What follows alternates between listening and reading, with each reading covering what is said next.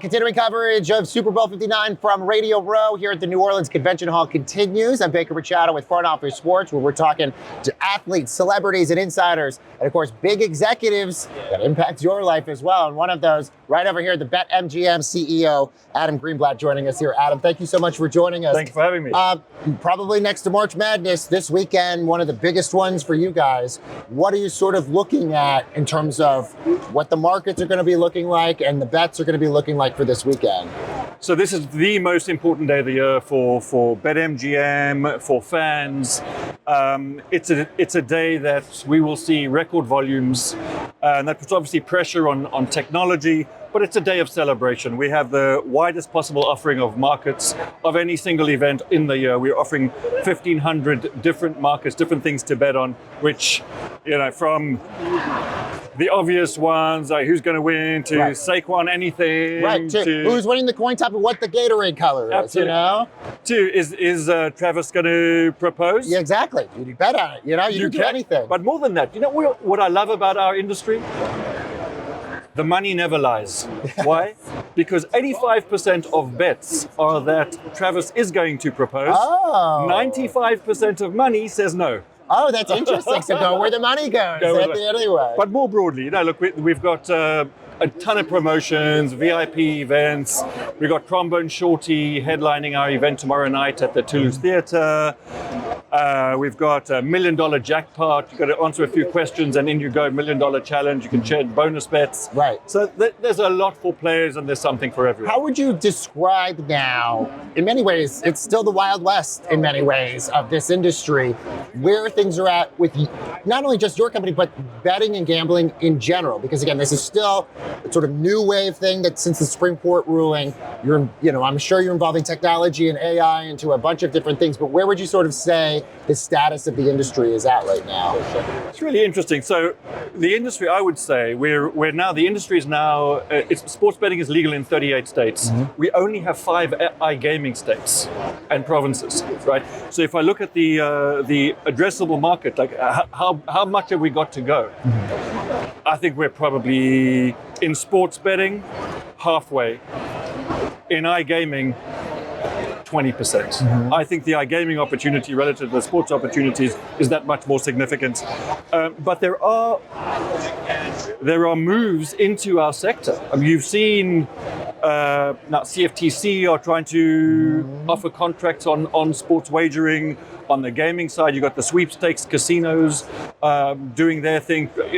If it looks like a duck and quacks like a duck, it is a duck. I say it should be regulated like a duck. Yeah, good point. Do you know what I mean? It's a good point, but also we're seeing AI as a part of the broader conversation. How do you sort of feel like AI is going to be part of not just your conversations, but the larger gambling market as well? Yeah, look,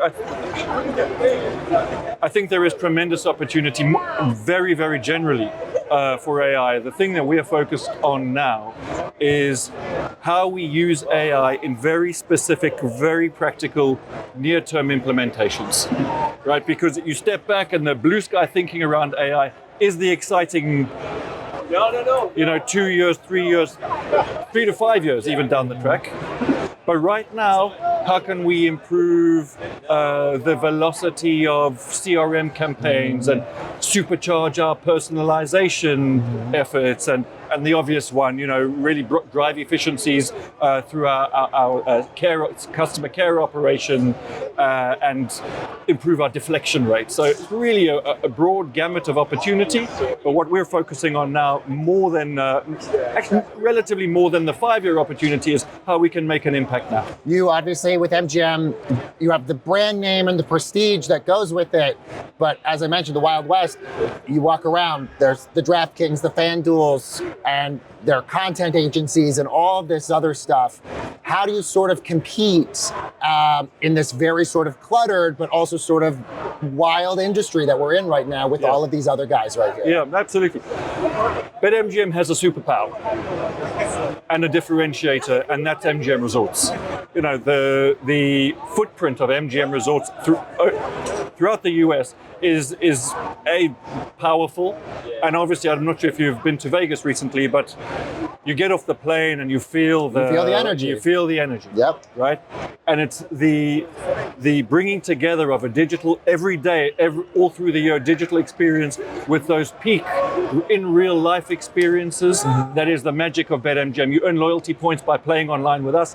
Those loyalty points will buy you nights at an MGM Resorts property, or Marriott for that matter, as well as how we look after our VIPs. So we're having VIP parties at all of for the Super Bowl at all of MGM's properties, and we're sending our best players to enjoy the real life experiences with like-minded people. I'm glad you mentioned that. So you really believe that the differentiator between the DraftKings FanDuels, which are strictly mobile online, for you, it's the experience. It's your being part of this sort of collective moment that's happening. Philosophically, we want to meet our players where they are, which is why we're here. Right. This is where our players are. This is why it's such a big day for sports betting and the world of sports. Because if you have a passing interest, you're paying attention. Right. Which is why the coin toss is a popular bet, because you don't have to know anything about sports, but you're engaged in the event in some manner. Right? So the relationship with MGM is one dimension.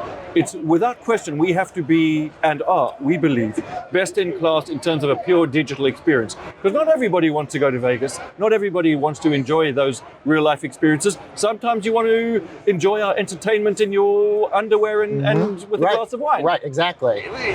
So it needs to be first class, market leading, pure digital experience, but we want to offer more. We want to, if you like a real life experience, BetMGM's a place to be. And I'll get you out of here on this. Obviously, you mentioned 38 states it's legal, but it has been a slow trickle to get to more and more to get to that 50. And we're talking big states that aren't included in this, like California and others.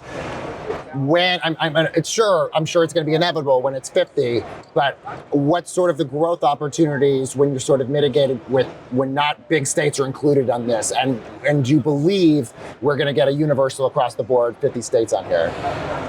We've had good news in the last few days. The governor in Texas has indicated that he's not a blocker to the passing of legislation.